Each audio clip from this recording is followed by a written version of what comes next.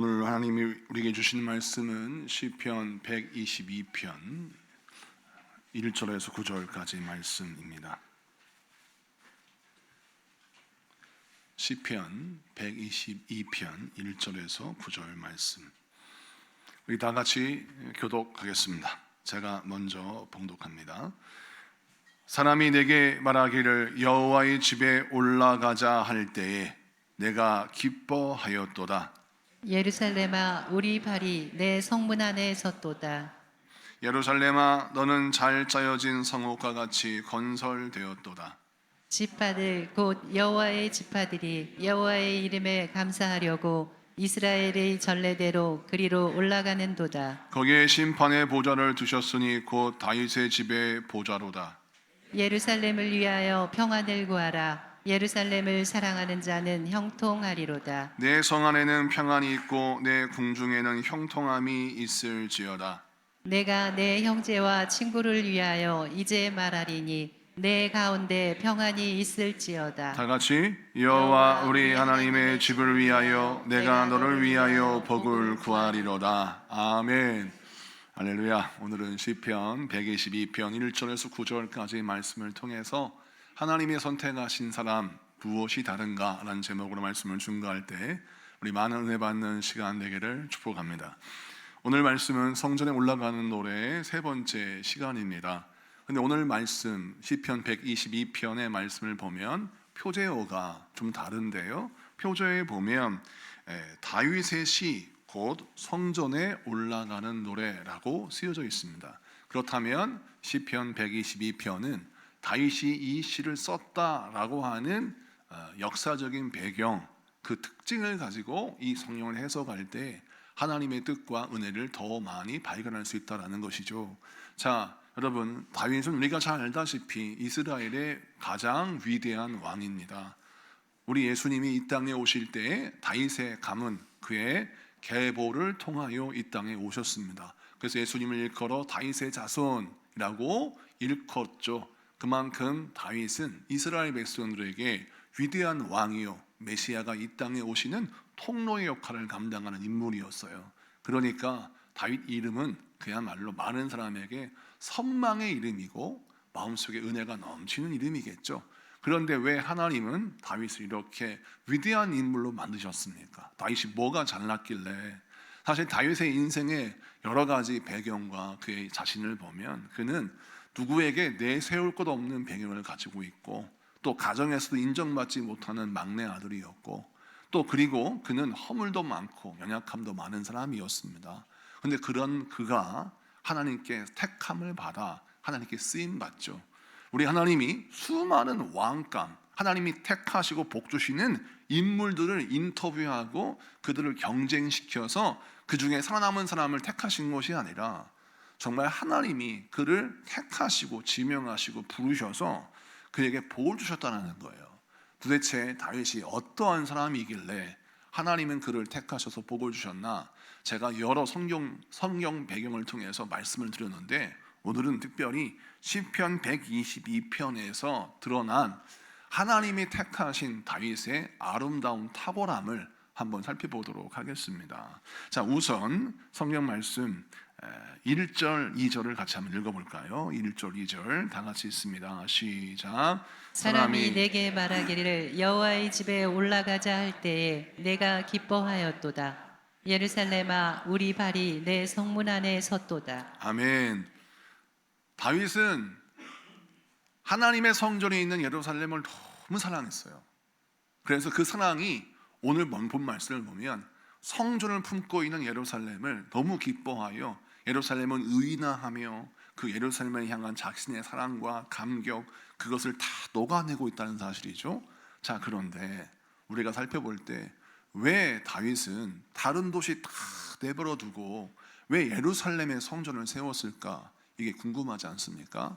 성경을 보면 예루살렘 외에도 다윗이 이 통일 이스라엘의 수도로 만들 수 있는 도시는 얼마든지 많았습니다. 우선 역사를 보면 여호수아가 가나안 땅을 점령할 때 본부, 헤드쿼터로 사용했던 도시가 세겜이라는 도시가 있습니다. 이 세겜의 도시는 하나님이 여호수아를 통하여 가나안 땅을 하나님의 땅 만들어 주시는 귀한 시작점이요 통로였던 사실이죠. 그 다음에 성막이 지금 어디에 있냐면 실로에 있습니다. 자, 그러면 실로는 영적인 도시요, 하나님의 임재가 있는 예배의 도시입니다. 자, 은혜를 사모하는 사람이라면 다윗은 실로에 도시를 건설하고 수도로 삼아도 됩니다. 그런데 유독 예루살렘을 택했다는 것이죠. 그 옆에 보면 사울 왕이 지배했고 또 수도로 삼았던 기브아라는 도시도 있습니다. 이미 사울 왕이 건설한 도시 인프라가 다 갖추어져 있는 곳이에요. 그곳에서 나라를 시작해도 문제가 없습니다. 그런데 왜 다윗은 예루살렘을 선택했습니까? 그 당시 예루살렘은 다윗이 점령하고 지배하는 나라가 아니었어요. 그 당시 예루살렘은 여부스 종족에 의해서 점령당한 다른 나라 땅이었습니다.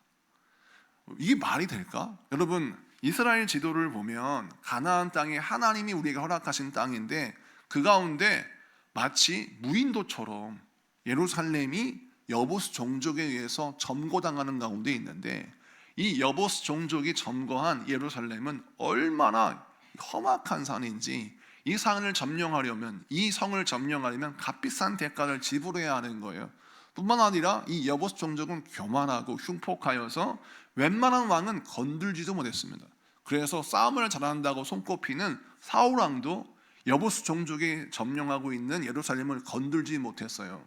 그런데 다윗이 왕이 된 이후에 예루살렘을 점령하겠다고 나서니까 여부스 종족이 다윗을 비우는 내용이 성경에 등장합니다. 성경 한번 볼까요? 사무엘하 5장 6절에서 7절까지의 말씀을 좀 보겠습니다.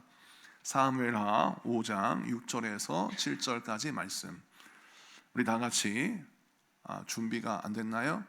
제가 봉독해 드리겠습니다. 왕과 그의 부하들이 예루살렘으로 가서 그 땅 주민 여부스 사람을 치러 하매 그 사람들이 다윗에게 이르되 네가 결코 이리로 들어오지 못하리라. 맹인과 다리 저는 자라도 너를 물리치리라 하니 그들 생각에는 다윗이 이리로 들어오지 못하리라 함이니. 아멘. 자, 이 말씀을 보니까 여부스 종족이 얼마나 교만한지 다윗이 우리를 칠 수 있다는 생각을 조금도 하지 못합니다. 왜? 우리는 강한 자니까. 맹인과 다리 저는 자라도 다윗을 칠 수 있다라고 말하는, 그러니까 자기 종족들이 얼마나 강한지 눈이 보이지 않는 사람, 다리 저는 사람이라도 다윗 정도는 능히 감당할 수 있어, 이런 자신감을 갖고 있었어요.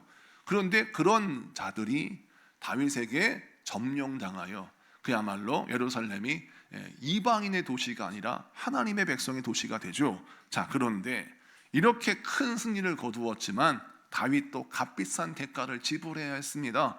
이 전쟁을 치를 때 목숨을 걸어야 됐고 이 전쟁을 치를 때 큰 대가도 지불해야 되겠죠. 자, 그렇다면 우리가 질문을 하죠. 왜 다윗은 이렇게 다른 도시 내버려 두고 세겜, 실로, 기브아 뭐 이런 곳 내버려 두고 왜 예루살렘을 택하여서 또 이 힘든 어려운 과정들을 겪고 이곳에 수도를 세우고 성정터를 마련했을까? 이유는 창세기의 답이 나와 있어요. 창세기 22장 15절에서 18절 말씀. 오늘은 성경을 자주 찾아볼 거예요. 우리 방송실은 정신을 바짝 차리고 성경을 찾으셔야 됩니다. 긴장하셔야 됩니다. 창세기 22장 15절에서 18절 말씀을 한번 보도록 하겠습니다. 같이 봉독합니다. 시작. 여호와의 사자가 하늘에서부터 두 번째 아브라함을 불러 이르시되 여호와께서 이르시기를 내가 나를 가리켜 맹세하노니 내가 이같이 행하여 내 아들 내 독자도 아끼지 아니하였은즉. 아멘. 여기까지 보겠습니다. 자, 여기 말씀 보니까 우리가 딱 뭐가 떠오르죠? 하나님이 아브라함에게 이삭을 바치라 라고 명령하셔서 아브라함이 자기의 독자 이삭을 바치고 하나님께 예배한 곳, 그곳이 모리아산인데 그 모리아산이 어디에 있냐면 예루살렘에 있어요. 그래서 이 예루살렘은 하나님이 아브라함의 이삭의 예배를 받으신 곳입니다. 자, 그런데 이 모리아산에서 하나님이 아브라함의 제사를 왜 기뻐했습니까? 이런 뭐냐면 100세에 낳은 아들을 하나님보다 더 귀히 여기지 아니하고 하나님을 더 귀히 여겨서 하나님이 나의 인생의 모든 것입니다 라고 자기의 삶을 드려 자기의 모든 것을 드려 예배하였을 때 하나님이 그의 믿음을 보시고 이삭 대신 수풀에 걸린 숫양을 바치게 하시고 이삭을 살리실 뿐만 아니라 아브라함의 그 큰 믿음을 보시고 이삭과 그의 자손에게 축복의 약속을 주시는 말씀이 뒤어 나오거든요. 아까 읽었던 본문 연이어서 17절 18절을 같이 한번 봉독하도록 하겠습니다. 같이 봉독합니다. 시작. 내가 내게 큰 복을 주고 내 씨가 크게 번성하여 하늘의 별과 같고 바닷가의 모래와 같게 하리니 내 씨가 그 대적의 성문을 차지하리라. 또 내 씨로 말미암아 천하 만민이 복을 받으리니 이는 내가 나의 말을 준행하였음이니라 하셨다 하니라. 아멘. 17절 18절까지 말씀을 보면 우선 17절의 말씀에 담겨있는 주요한 축복의 중요한 특징이 있어요. 그게 뭐냐면 하나님이 아담을 처음에 지으시고 그를 축복하실 때에 뭐라고 하셨습니까? 생육하고 번성하 땅에 충만하고 이 땅을 정복하라 라는 축복을 주셨어요. 아브라함에게 허락하신 축복도 아담에게 허락하신 축복과 유사합니다. 먼저 번성하라라는 축복을 주셨어요. 그리고 이 땅에 생육하고 퍼져나가라라는 축복을 주셨고 또 그 다음뿐만 아니라 대적의 문을 차지하는 놀라운 승리를 허락해 주셨고 뒤이어 축복의 통로가 되고 축복의 근원이 되는 천하 만민이 아브라함 때문에 복을 받는 그런 놀라운 역사가 일어나라라는 약속을 주셨단 말입니다. 자, 그러면 이 말씀을 잘 보세요. 이 말씀은 두 가지 의미가 있어요. 첫째는 아브라함이 아낌없이 드린 이삭을 통하여 하나님이 복을 주시겠다는 거예요. 이삭의 후손들이 많아질 것이고 이삭의 후손들이 이 땅에 큰 일을 감당할 뿐만 아니라 하나님의 복이 이삭의 후손들을 통해서 복을 끼치는 자가 될 것이다. 이런 약속이에요. 자, 그리고 이 두 번째 이 의미는 뭐냐면 우리 예수님이 이 땅에 오실 때 아브라함의 계보를 통해서 이 땅에 오신다라는 약속이에요. 그래서 예수님이 이 땅에 오셨을 때 우리 온 백성들을 복되게 하셔서 천하 만민이 예수 그리스도의 복음으로 말미암아 구원의 복을 받을 수 있게 하겠다라는 약속입니다. 자, 그런데 이 약속을 아브라함에게 주셨다라는 거예요. 자, 근데 그 약속이 아브라함과 그의 자손에게 허락되어진 장소가 모리아산이에요. 자, 정리합니다. 모리아산은 하나님이 아브라함의 예배를 받으시고 기뻐하셔서 아브라함의 예배 드리는 믿음을 보시고 그 믿음에 화답한 복을 주신 장소가 모리아산이라는 거예요. 자, 그러면 다윗이 성경을 보니까 모리아산은 굉장한 영적인 가치를 가지고 있는 산인데 하나님이 예배를 받으시는 장소고 또 그 예배에서 하나님이 허락하신 축복의 약속을 허락하신 곳이 모리아산이다 라는 것을 깨닫게 됐죠. 그래서 다윗이 모리아산을 품고 있는 예루살렘을 점령하는 목적은 단 하나, 무엇입니까? 내가 아브라함에게 허락하신 그 약속을 계승하는 자가 되겠다라는 포부를 가진 거예요. 사랑하는 성도 여러분, 아브라함은 자기의 힘으로 하나님의 복을 받은 것이 아니라 하나님의 은혜로 복의 약속을 가진 자가 되었어요. 그런데 그 복의 약속을 가진 자의 은혜가 이삭과 야곱과 요셉과 그의 후손을 통해서 계승되는데 이것이 흘러가다가 사울 왕에 의해서 딱 단절되었습니다. 왜냐?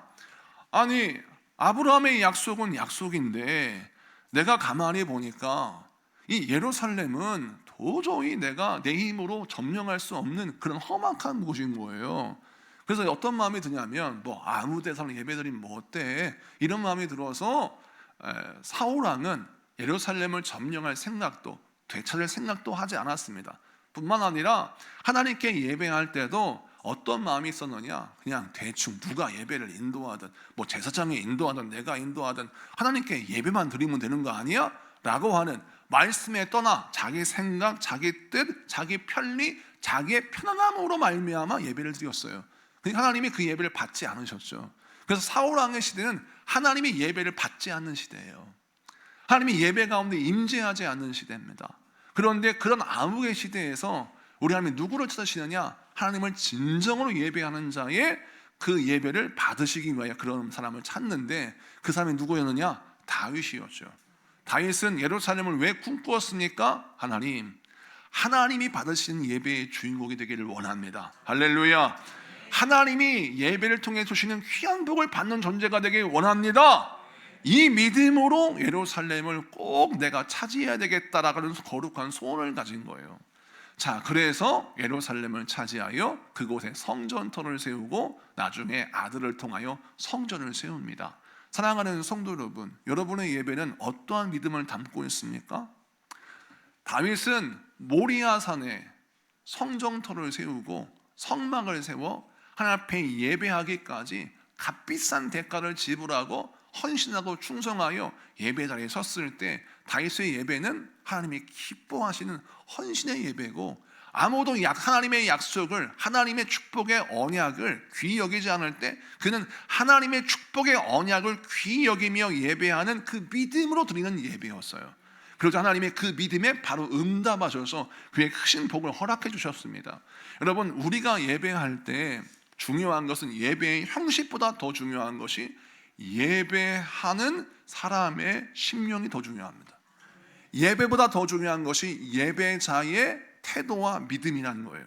우리는 많은 사람들이 예배의 형식에 눈이 어두워질 때가 있습니다. 어떤 예배가 은혜로운 예배입니까? 어떤 예배가 여러분을 살리는 예배입니까? 여러분이 올바른 예배자가 되어서 하나님이 기뻐하신 예배자가 되어서 예배 드릴 때 그 예배가 여러분을 살리는 예배가 되고 그 예배가 여러분의 복이 되는 예배가 되는 것이죠. 그래서 우리는 항상 예배의 시간에 우리는 무엇을 담아야 되느냐? 우리의 예배의 시간, 예배의 순간, 예배의 장소, 예배의 모든 삶의 부분에서 우리의 믿음을 담아야 하는 거예요. 예배의 시간은 하나님을 만나는 그 믿음의 순간을 담아야 되고, 우리 하나님께 예배하는 과정, 예배하는 그 순서에 하나님의 은혜를 만나는 사모함을 담아야 되고, 또 하나님의 말씀을 듣고 우리가 은혜를 받고 아멘을 화답하고 그 예배가 딱 끝나면 우리의 삶의 예배를 통해서 말씀이 현실화되는 놀라운 역사를 이루어내야 하는 겁니다. 이렇게 예배가 삶이요, 삶이 예배가 되면 하나님은 그를 어떻게 축복하십니까? 세상에 감당할 수 없는 탁월한 믿음의 사람으로 그를 택하셔서, 그는 인생의 배경도 없고 백도 없고 줄도 없고 아무것도 없는데 하나님은 그의 배경이 되어주시고 하나님은 그의 힘이 되어주셔서 다윗을 위해서 아낌없이 당신의 창고를 열어주셨고, 다윗을 위해서 아낌없이 하나님의 사람을 붙여주셨고, 다윗을 위해서 아낌없이 하나님의 긍휼과 사랑을 도해주셔서 다윗이 죄를 짓고 다윗이 허물이 많은 사람이지만 하나님은 그 죄를 용서하시고 긍휼을 베풀어줘서 다윗이 다시 시작할 수 있는 기회를 허락해 주셨다는 거예요. 이 모든 은혜, 이 모든 복이 어떻게 기인되었어요? 그의 탁월함이 아니에요. 다윗은 하나님 앞에 올바른 예배자였다는 것입니다. 여러분, 여러분의 시간, 여러분의 삶의 모든 고백 속에서 하나님을 향한 진실한 믿음이 담기기를 사모하는 여러분에게 축복합니다. 여러분의 예배는 어떤 예배입니까? 여러분의 예배는 하나님 기뻐 받으신 예배입니까? 아니면 편리함, 아니면 인간의 어떤 편의 이런 것들에 묶여서 하나님 앞에 소홀하게 드리는 사울의 예배입니까? 다윗의 예배입니까? 우리 지구촌 소망교회는 사울 같은 예배자가 되어서는 절대 안 돼요. 우리가 살 길은 다윗의 예배에 있어요. 사울의 예배는 여러분, 오늘날 이 세상에서 많은 형식적인 그리스도인들이 드리는 예배입니다. 예배 한 번 드리면 모든 것이 다 된 걸로 착각하는 것, 그것이 바로 형식적인 예배고, 뭐 어떻게든 간에 예배만 후딱 해치우면 된다라고 하는 생각을 가지고 여러분 예배 생활하면 그 사람은 결국 사울왕처럼 택함 받았으나 버림받은 사람이 되는 거죠. 근데 반대로 우리 하나님께 다윗처럼 예배하면 그 사람은 하나님이 택하셔서 끝까지 그를 인도하셔서 그를 위하여 창고문을 여시고 그를 위하여 사람을 붙이시고 그를 위하여 기회의 문을 여시는 우리 하나님의 놀라운 은혜가 임한 줄로 믿습니다. 두 번째 말씀 3절을 보겠습니다. 3절 다 같이 읽습니다. 시작. 예루살렘아, 너는 잘 짜여진 성읍과 같이 건설되었도다. 아멘. 자, 예루살렘을 일컬어 잘 짜여진 성읍이라고 지칭하고 있는 말씀을 잘 보시기 바랍니다. 잘 짜여진 성읍이라고 하는 말을 영어 성경에는 뭐라고 쓰여져 있느냐? 영어 성경에는 이렇게 쓰여져 있습니다. Closely compacted together. 이 말의 뜻은 원어를 지역해서 해석을 잘 해놨는데 모든 것이 촘촘하게 가까이 잘 짜여졌다, 연결됐다라는 거예요. 그러니까 예루살렘은 모든 성벽, 모든 건물, 벽돌 이런 것들이 촘촘하게 빈틈이 없이 잘 연결되고 잘 짜여져서 세워진 성읍이다 이런 뜻이에요. 근데 이 표현이 사실은 성벽, 벽돌로 지어진 예루살렘엔 걸맞지 않은 표현인데 이 표현이 원래 어디에 쓰이냐면 성막에 쓰입니다. 출애굽기를 보겠습니다. 출애굽기 26장 10절 11절 성경을 많이 읽지요? 여러분들 다 같이 크게 한 목소리로 읽겠습니다. 시작. 휘장을 이을 끝폭가에 고 신계를 달며 다른 이을 끝폭가에도 고 신계를 달고 놋 갈고리 신계를 만들고 그 갈고리로 그 고를 꿰어 연결하여 한 막이 되게 하고 11절에 연결하여 한 막이 되게 하고 라고 하는 구절이 있죠. 이 말씀을 기억하세요. 제가 설명해 드릴게요. 성막을 지을 때 성막은 천막으로 가죽으로 지어진 성막이 성막인데 이 성막의 휘장이나 모든 이 껍데기는 여러 개의 가죽, 천 이런 것들을 연결해서 성막을 만들었습니다.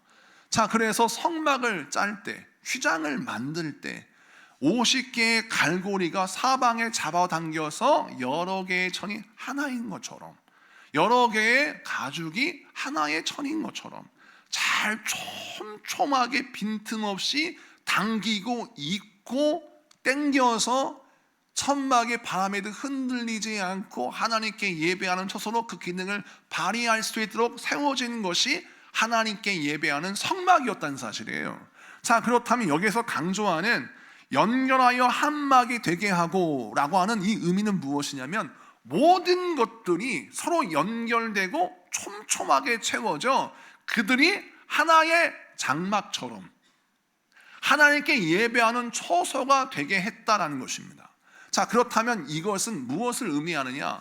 다윗이 무엇을 꿈꾸냐면 하나님의 성전이 세워질 모리아산을 품고 있는 예루살렘을 우리로 보았어요.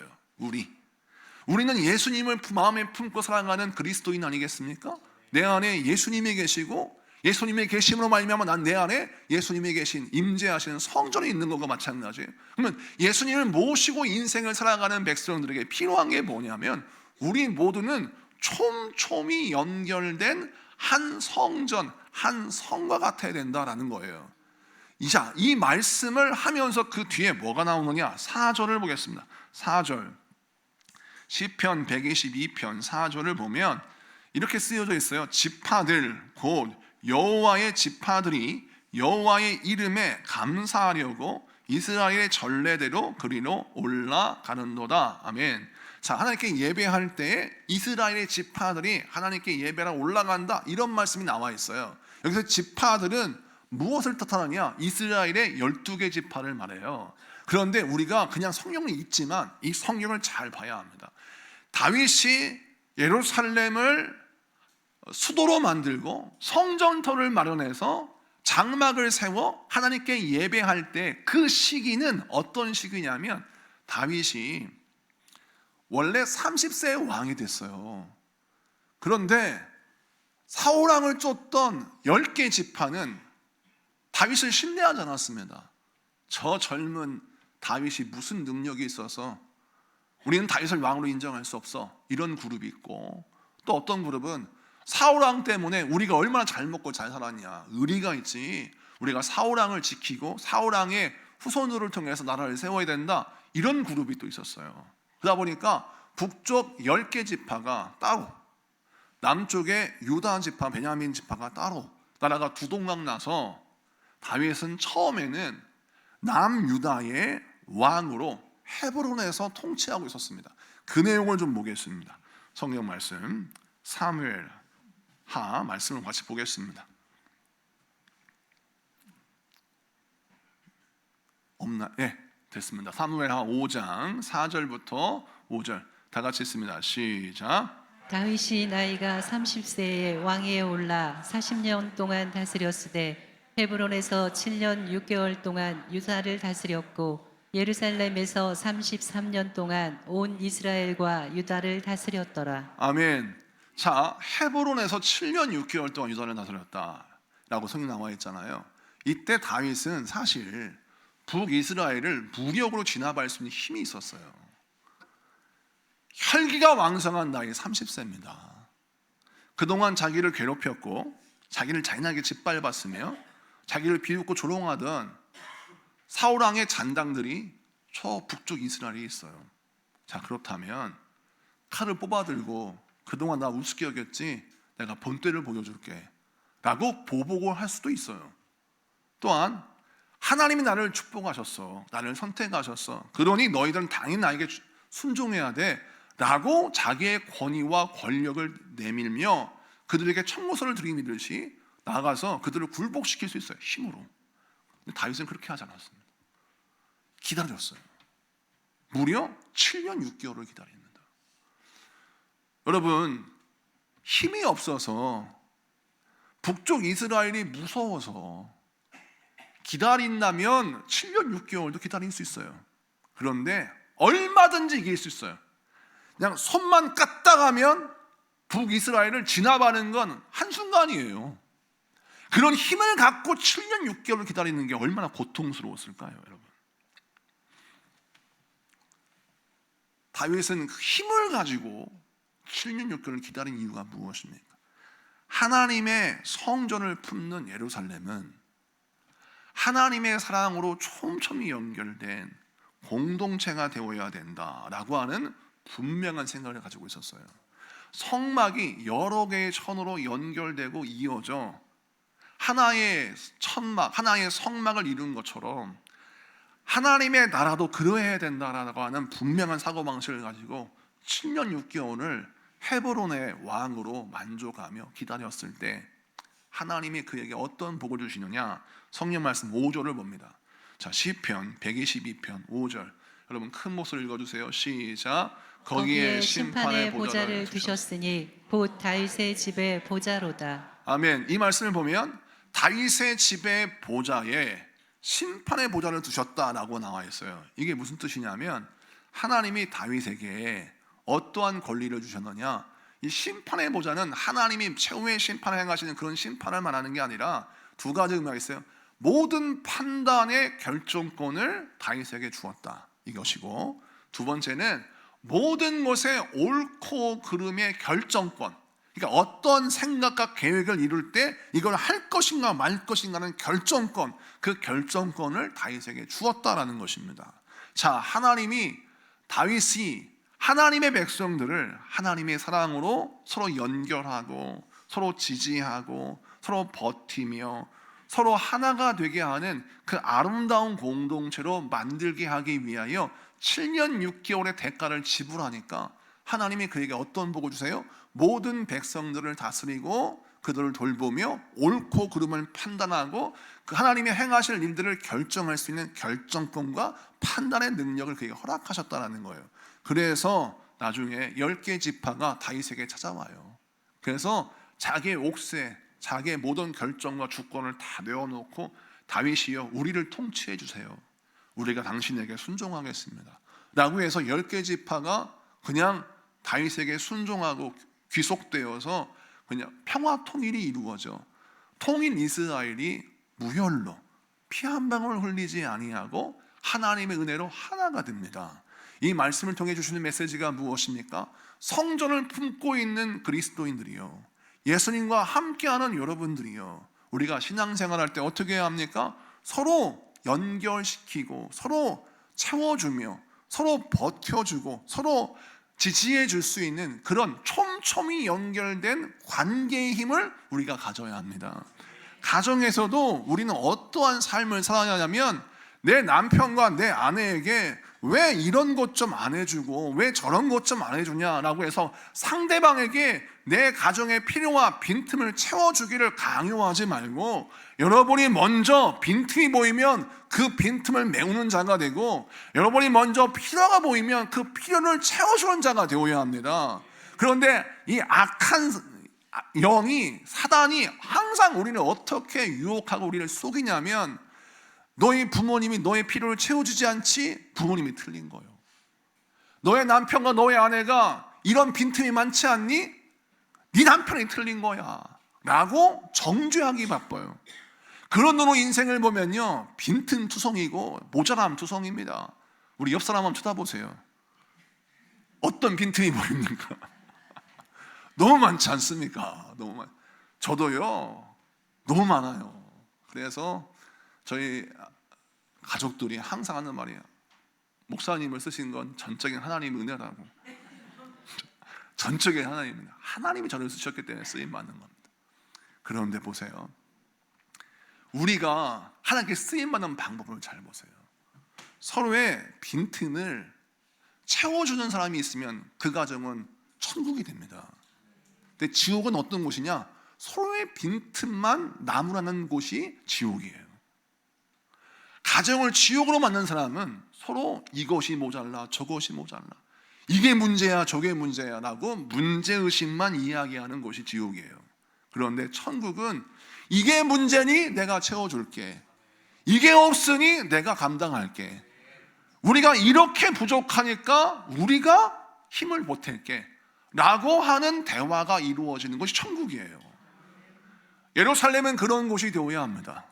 여러분은 그런 사람이 되어야 합니다. 여러분 눈에는 누군가의 빈틈이 보일 것입니다. 여러분 눈에는 누군가의 부족함이 보일 거예요. 그것은 무엇입니까? 하나님이 우리에게 주시는 사명이요, 비전이 되어야 합니다. 아, 저 사람은 이게 부족하구나. 아, 우리 가정은, 우리 교회는, 또 이 민족은 무엇이 정말 필요하구나. 이걸 깨달으면 조용히 그 필요를 채우는 자가 되면 하나님이요, 그에게 아낌없이 창고를 여십니다. 하나님은 그에게 아낌없이 복된 사람을 붙이세요. 하나님은 그에게 아낌없이 은사를 부어주십니다. 이것이 바로 촘촘히 연결된 성읍을 가진 자에게 부어주시는 복이에요.